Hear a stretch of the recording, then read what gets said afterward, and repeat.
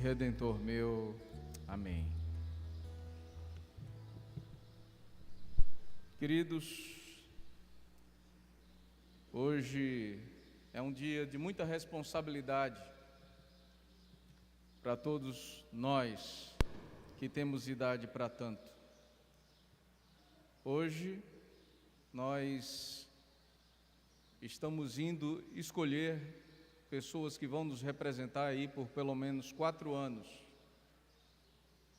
E eu sinceramente espero que, se você não fez ainda, faça, e se já fez, que tenha feito com compromisso, com responsabilidade, não por meros conchavos, pensando apenas em si mesmo, em algum proveito que pode ter a partir de um voto que você vai entregar a alguém. Que você possa fazer isso com todo o compromisso e responsabilidade, em primeiro lugar, com o autor da vida, que é Jesus Cristo. Que você possa ter a responsabilidade e o compromisso de, quando você for acessar aquela urna eletrônica, escolher pessoas que não postulam contra aquilo que é algo central na vida de um cristão, que é a palavra de Deus e tudo o que ela nos ensina. Então, que nós possamos ter isso muito em mente. E se você já fez, que você tenha feito assim, com esse tipo de pensamento e responsabilidade. Você sabe que aqui na nossa igreja nunca a gente vai dizer a você diretamente coisa nenhuma sobre quem você deve escolher como seu representante, mas existem princípios a serem seguidos quando você for depositar esse voto de confiança em alguém. Amém? Meus amados,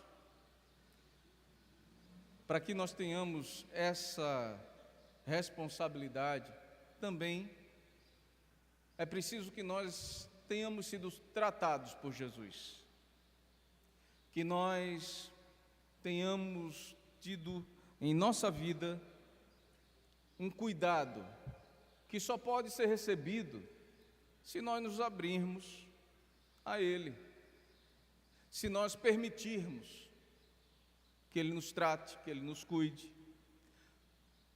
Olha, a Bíblia diz que todos pecaram e foram destituídos da glória dele. Mas todos aqueles que receberam a Jesus foram justificados.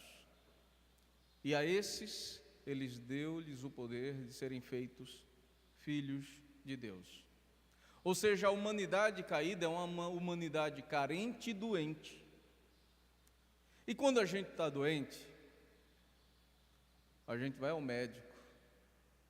E quando nós vamos ao médico, ele vai nos examinar, ele vai nos dar um diagnóstico e ele vai passar algum tratamento para aquela nossa enfermidade. Agora, aquele que está doente vai ao médico e de repente recebe, não é, uma direção de tratamento, faz ou não, de acordo com a sua vontade, de acordo com aquilo que lhe apraz. E eu conheço muito doente que não quer tomar remédio. Isso fala muito sobre quem nós somos na nossa caminhada. Isso fala muito sobre a nossa maturidade, sobre o nosso compromisso e responsabilidade com o autor da vida, tendo em vista que a nossa vida é um dom, uma dádiva muito preciosa. As pessoas muitas vezes se negam ao tratamento. E remédio, meus amados, é o tipo da coisa que na prateleira, dentro do vidro, não faz efeito. é preciso tomar. É preciso respeitar a prescrição, para que então você possa ser curado daquela enfermidade. E aqui nós vemos a história de um homem que estava doente, ele estava adoecido, a sua alma estava enferma, alguém que estava péssimo, emocionalmente, existencialmente, ele estava machucado, ferido pelas suas próprias ações. E será que geralmente não é assim que acontece? Nossos próprios maus feitos nos acabam machucando, ferindo, debilitando. Foi assim na vida de Pedro. Isso aconteceu na vida desse servo do Senhor. Esse homem que eu gosto muito de dizer que era bem gente como a gente. Eu acho que Pedro, ele de certa maneira, ele carrega o estereótipo da humanidade como um todo. Era um homem de altos e baixos, era um homem visceral, era um homem que todas as suas atitudes, elas iam do 8 ao 80, ou seja, assim, abarcando tudo aquilo que todos nós também muitas vezes praticamos.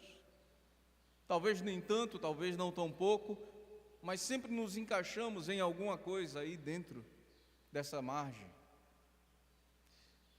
Então Pedro era uma pessoa, um ser humano, na plenitude do que é ser humano. Ele era alguém que amava e amava apaixonadamente. Ele era alguém que tinha uma visão de entrega plena, uma paixão pelo Evangelho, um apaixonado por Jesus. E o problema, um grande problema aqui de Pedro que nós percebemos, é justamente esse estado patológico que ele se encontrava primeiro, o primeiro estado patológico, que é o da paixão. Ele confundiu aqui paixão com amor. E quando nós estamos nesse estado de paixão, geralmente nós somos assim intensos. Quando nós confundimos, a paixão com o amor, nós somos rendidos, nós somos entregues, porque diferente de amor, a paixão é um sentimento que nos toma. O amor é uma decisão que nós tomamos. Você está entendendo a diferença? Quando nós estamos apaixonados, nós estamos tão envolvidos de uma maneira tão intensa, que muitas vezes acabamos agindo de uma maneira que normalmente não agiríamos, dada a intensidade do sentimento arrebatador que nos toma. E se nós fizéssemos o exercício de lembrar de momentos em que estávamos apaixonados de uma maneira profunda, com certeza viria à nossa mente ações que tomamos, que nós, num estado normal, centrado, passado aquele instante, diríamos: meu Deus, como eu fui capaz de fazer uma besteira daquela? E fiz. E chegamos inclusive a lembrar, a corar o rosto de vergonha, porque acabamos sentindo novamente e revivendo aquele instante. É assim ou não é? Seja sincero aí, sim ou não? Lembrou, não foi? Pois é. É um sentimento que nos toma. Não é uma decisão que tomamos. E é sentimento porque passa. Sentimentos vão e vêm. Sentimentos passam. Não dá para você, depois de viver anos e anos com alguém, dizer assim: eu sou apaixonado como no primeiro dia. Você pode ter momentos de paixão, né? O sentimento de repente surge, brota em alguns instantes. Mas nós não temos estrutura para viver uma vida apaixonados. Não, a gente ia morrer cedo se fosse assim. Mas o amor é uma decisão que nós tomamos de fazer escolhas em amor, por amor e para o amor. O próprio Jesus Cristo, ele tomou uma decisão quando ele vem ao mundo, ele se veste de natureza humana e ele decide entregar a vida por mim e por você, pecadores que somos. Ele tomou uma decisão de amor, não era um sentimento, era uma decisão. E Pedro, naqueles primeiros momentos, ele se viu apaixonado por Jesus. Pedro, ele foi alguém que, quando Jesus pergunta aos discípulos, olha, quem dizem aí as pessoas ser o Filho do Homem? E os discípulos começam a responder, uns dizem que é Elias, outros dizem que é um dos profetas e tal. E Jesus então joga a bola para os seus discípulos e diz, e vocês? O que dizem? Pedro levanta nessa hora e diz assim, tu és o Cristo, o Filho do Deus vivo. E ele escuta de Jesus, bendito és Simão Barjonas, porque isso não foi a carne e o sangue que te revelou, mas foi o meu Pai que revelou. Nessa hora, ele se sente um com os profetas do Antigo Testamento. Mais sentimento ainda aflora. A bola de Pedro estava cheia. Pedro é alguém que, quando Jesus lava os pés dos discípulos, e ele vê Jesus numa posição humilhante daquela, não cabia ao Rei dos Reis, Senhor dos Senhores, se colocar numa situação tão indigna, de um servo dos mais indignos de dentro de uma casa, e ele diz, o Senhor me lava os pés a mim? De forma alguma, eu não aceito isso. E Jesus diz, olha, você não entende o que eu faço agora, mas se eu não te lavar os pés, você não tem parte comigo. E ele diz, então Senhor, não lava só os meus pés não, lava meus pés, minhas mãos, minha cabeça, ou seja, me dá logo um banho. Ele era assim intenso. Quando Jesus diz que seria traído e ficaria sozinho, naquele momento então, Pedro diz, Senhor, eu jamais te abandonarei. Pelo Senhor eu desço à sepultura, eu morro junto com o Senhor, mas eu não arredo o pé. Aí Jesus tem que dizer a ele, não é assim, filho, você está errado. Deixa eu dizer uma coisa a você, hoje ainda, antes que o galo cante, você vai me negar 3 vezes. E ele não aceitou muito bem aquela história não. Sabemos da história de Jesus no Getsêmani ali com os seus discípulos.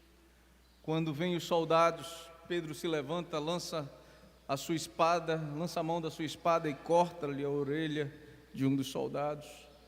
Naquela hora é repreendido pelo Senhor. Mas pouco tempo depois dali, sentimento não sustenta a relação. Decisões de amor, sim. Pouco tempo depois ele começa a observar o movimento.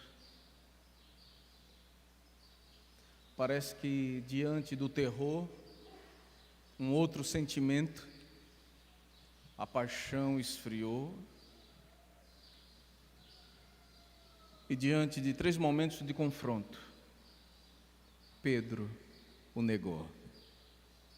Escuta o galo cantar, Jesus passa, seus olhares se cruzam e ele lembra do que Jesus havia dito.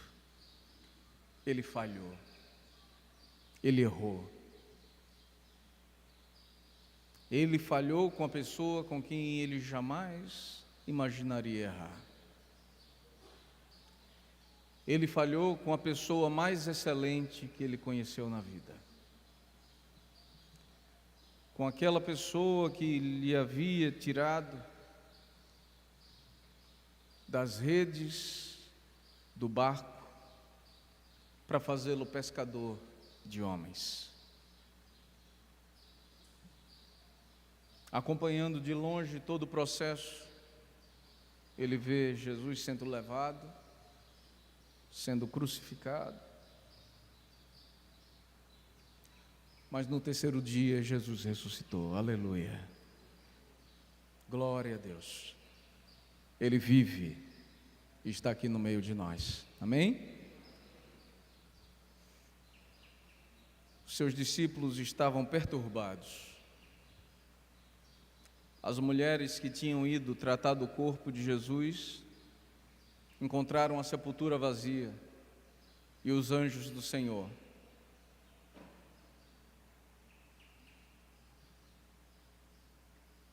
Maria escuta uma ordem ao encontrar Jesus do lado de fora, achando que ele era o jardineiro, mas Jesus chama ela pelo nome, Maria.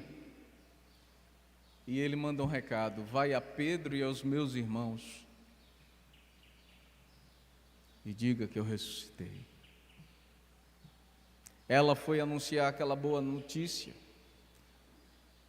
Pedro e João correm em direção ao sepulcro. João, com maior vigor, ele passa à frente de Pedro, ele entra no sepulcro. Pedro, ele dá uma parada. Por certo, sua mente o acusava naquele instante. Ele lembra, ele fica à porta, coloca a cabeça assim para dentro, desconfiado. Você já percebeu que quando a gente erra com alguém, e a gente não pede perdão, mas a gente sabe que errou. Enquanto a gente não pede perdão, a gente fica desconfiado, pelos cantos, porque sabe o que tem que fazer e não faz. E o pior é que, como a Escritura diz, um abismo chama outro, e nós acabamos sendo tomados por mais sentimentos, e não conseguimos enxergar direito a realidade, as coisas à nossa volta.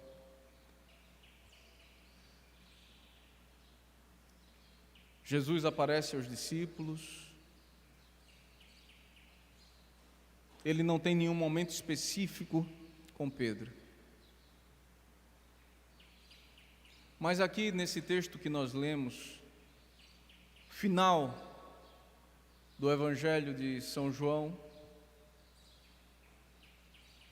nós temos um momento que eu tenho certeza que Jesus, ele agendou o tempo e o espaço. Ele organizou todas as coisas para que houvesse um grande instante de cura. Cura das emoções, da psique, mas cura espiritual na vida daquele homem chamado Pedro, que viria a ser o líder do colégio apostólico.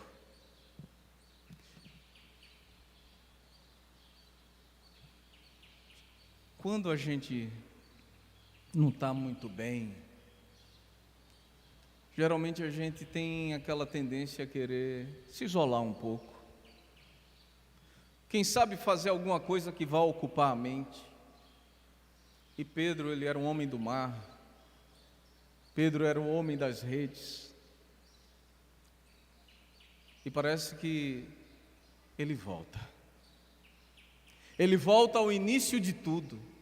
E eu lembro quando a Escritura diz: lembra de onde caístes e levanta.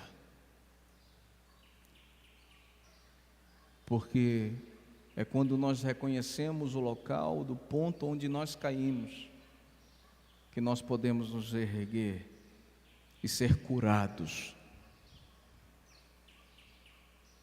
E ele diz: vou pescar. João, que também outrora fora pescador, foi com ele.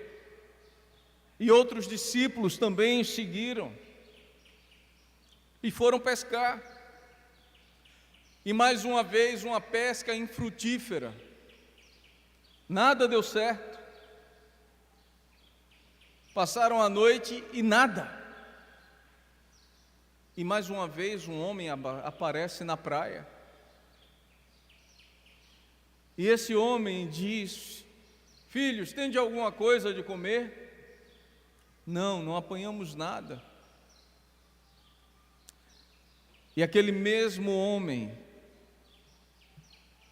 de outrora, agora não da mesma maneira, mas glorificado, um corpo glorificado. Um dia a gente vai ter um igualzinho, viu? Aquele homem diz mais uma vez: lança a rede do outro lado. E eles jogam. E aquela rede vem cheia de grandes peixes. 153 grandes peixes. Sendo tantos, a rede não se rompeu, nem o barco virou. E João imediatamente diz a Pedro: é o Senhor. E Pedro não espera o barco chegar à margem, ele mergulha, ele nada. E quando ele chega ali, ele vê brasas numa pedra, pão, peixes sendo assados. Isso lembra mantimento, milagre, multiplicação, cura, o anúncio do Evangelho, a história que ele percorreu com Jesus antes da negação. Isso lembra o seu chamado, ali à beira do mar da Galileia, quando Jesus diz: vinde após mim e eu farei de vós pescadores de homens. Ou seja, parece que Jesus, ele está trazendo à tona tudo o que Pedro viveu com ele, desde o primeiro momento até aquele momento histórico na sua vida. E Pedro, sentado ao lado de Jesus, nós não temos informação disso, mas eu imagino que naquele momento, Pedro não tinha nem nada a dizer. A voz cala. Ele só contemplava o Senhor. Seus companheiros chegam. Jesus diz: tragam do que vocês pescaram. Isso fala muito ao meu coração e me diz uma coisa: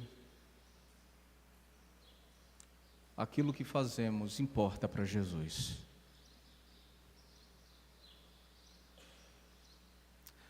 O nosso trabalho é importante para Ele.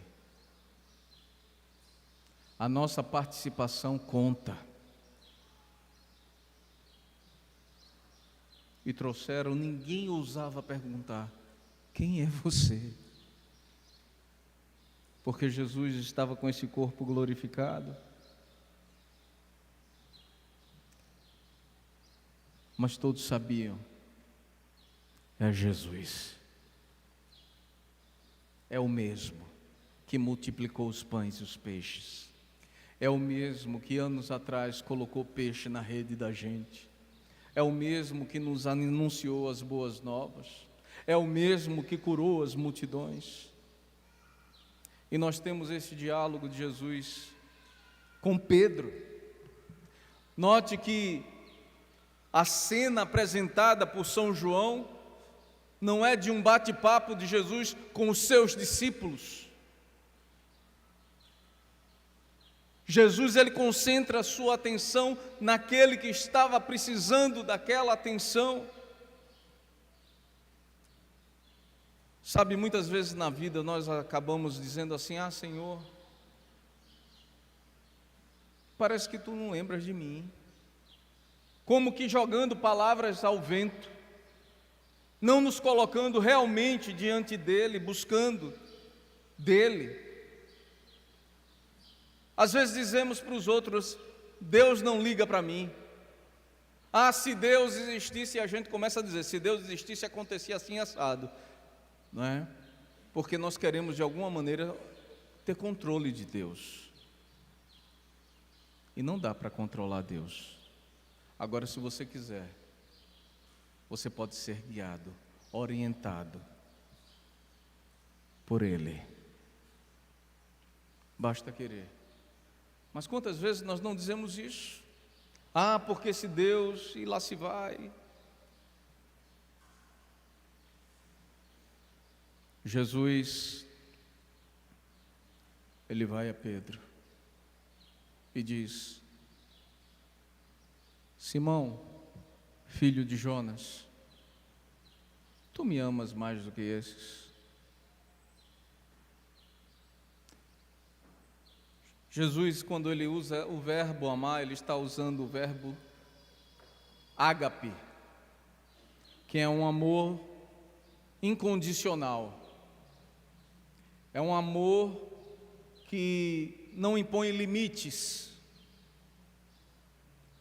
É como se Jesus dissesse: Pedro, você me ama de uma maneira incondicional. Pedro, você me ama de todo o seu coração, com toda a intensidade. E Pedro usa um verbo que é o philo, que é um verbo que também designa amor, mas é um amor fraternal, é um amor que impõe limites, impõe condições, até porque você não faz amizade com todo mundo, sim ou não? Para você ser amigo de alguém, algumas condições são colocadas. E é mais ou menos isso. É como eu gosto muito de você, mas isso aí, desse jeito, não. Então Pedro responde: sim, Senhor, eu te amo. E Jesus diz: apacenta minhas ovelhas. E eu quero que você note uma coisa aqui comigo. Pedro, ele negou Jesus 3 vezes. 3 vezes Jesus dá-lhe a oportunidade de declarar o seu amor. E pergunta novamente: Pedro, tu me amas? E Jesus usa o verbo ágape. E mais uma vez Pedro responde com philo. E ele diz: apacenta meus cordeiros. E mais uma vez Jesus diz: Pedro, tu me amas? E Pedro responde dizendo: tu sabes tudo, Senhor, tu sabes que eu te amo. João diz que o coração de Pedro se entristece por ter perguntado a 3ª vez: tu me amas? Meus amados, Jesus, ele, na 3ª vez, ele não usa mais o verbo ágape. Ele usa o verbo philo. Eu acho que seria extraordinário se Jesus perguntasse ágape de novo, e aí Pedro, no rompante, dissesse assim: eu também te amo com amor ágape. Mas não foi o que aconteceu. E por Jesus ter perguntado usando o verbo philo, Pedro se entristece. Mas sabe o que acontece? Jesus conhece a nossa natureza, as nossas imperfeições, as nossas inseguranças, os nossos medos. É como se, quem é pai ou mãe aí, levanta a mão para eu ver, os papais e as mamães. Muitas vezes, quando nossos filhos são pequenos, e nós queremos falar uma coisa muito importante, algo que entre, ou a gente se acocora ou se senta, bota bem na frente assim, olha no olho e manda o recado que se quer. O que aconteceu nesse momento é que Jesus se acocorou na frente de Pedro, metaforicamente falando, olhou no olho dele e disse: se é só isso que você consegue me dar, por hora basta, eu aceito o que você tem. Apacenta minhas ovelhas. Mas eu quero que você note uma coisa aqui: o amor cura, o amor restaura. Pedro se entristece mais uma vez, mas o seu coração é quebrado. Mas não é o amor por amor, porque se fosse amor por amor, continuava sendo paixão. O amor, por ser uma decisão, ele é ação, ele se move. Ele se move em favor de Deus, de Jesus, ele se move em favor do próximo. Não existe amor sem serviço de amor. Para cada momento que Jesus permite que Pedro possa declarar-lhe o amor, Jesus lhe dá uma tarefa: apacenta minhas ovelhas, apacenta meus cordeiros, apacenta minhas ovelhas.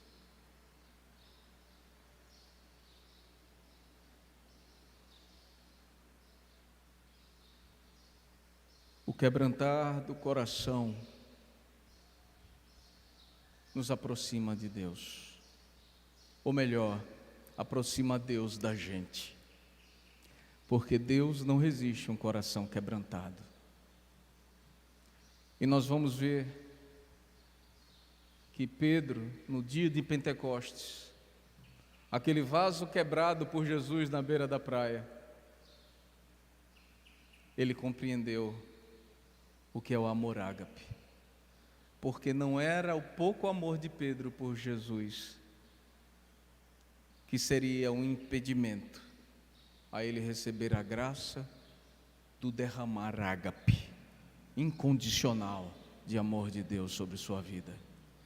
E ele é tomado pelo Espírito Santo de uma maneira tão intensa que ele se esvazia de si mesmo, porque você não tem como encher um vaso que já está cheio.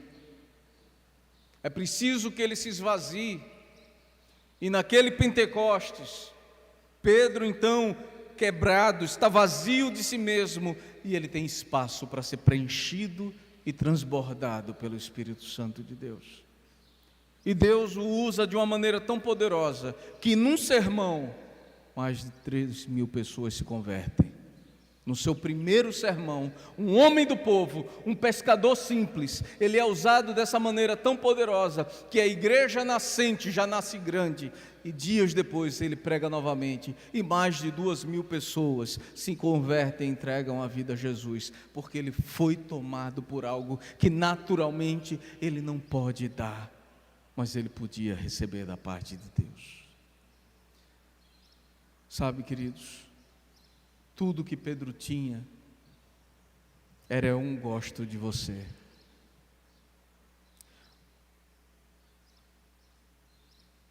Quando os discípulos se aproximaram de Jesus, dizendo: Senhor, despede a multidão, já é tarde, deixa que vão até as aldeias para que comprem pão, porque têm fome. Jesus disse: dá-lhes vós de comer. E alguém chega para ele e diz: Senhor, nós não temos mais aqui do que um rapaz com 5 pães e 2 peixinhos. E Jesus repete: dá-lhes vós de comer. Talvez o que você tenha tido até hoje no seu coração por Jesus é: Jesus, eu gosto de você. Você é um bom amigo, eu gosto de você. Jesus recebe isso, porque Ele conhece você. Ele conhece de uma maneira que você mesmo não se conhece, porque Ele nos conhece por dentro. Talvez você diga: mas minhas qualificações, tem gente que é assim, são poucas para te servir, Jesus. O que eu tenho na minha vida é pouco. Talvez você esteja dizendo: são os meus só 5 pães e 2 peixinhos. E Jesus continua dizendo: dá-lhes vós de comer, apacenta minhas ovelhas, sai do teu lugar de comodidade.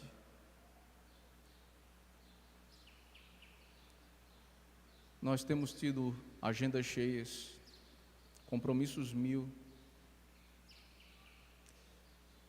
É um tempo de muita agitação que nós vivemos. As pessoas cada vez mais tentando ganhar mais tempo para tantas coisas, tantas tarefas, tantos afazeres. Hoje mesmo, dia de eleição, particularmente, salvo algumas faltas bem justificadas, eu acho que não justifica.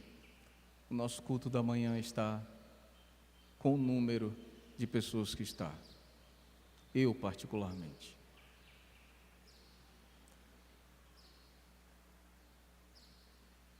Quem sabe?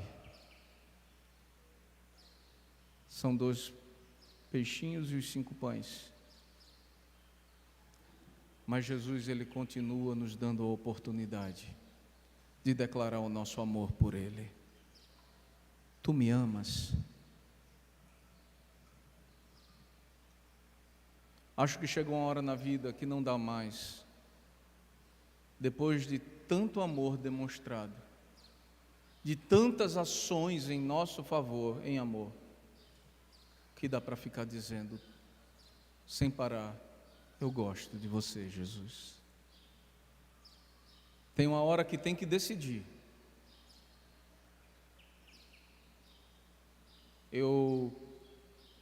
Muitos momentos, vejo como facilmente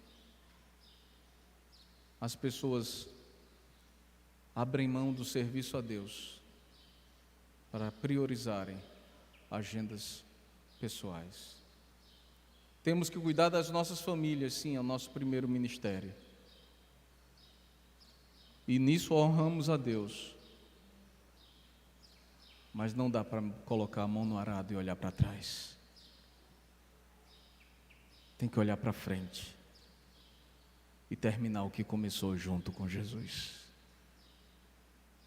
Eu sei que são muitas as marcas que nós acumulamos na vida, no mundo.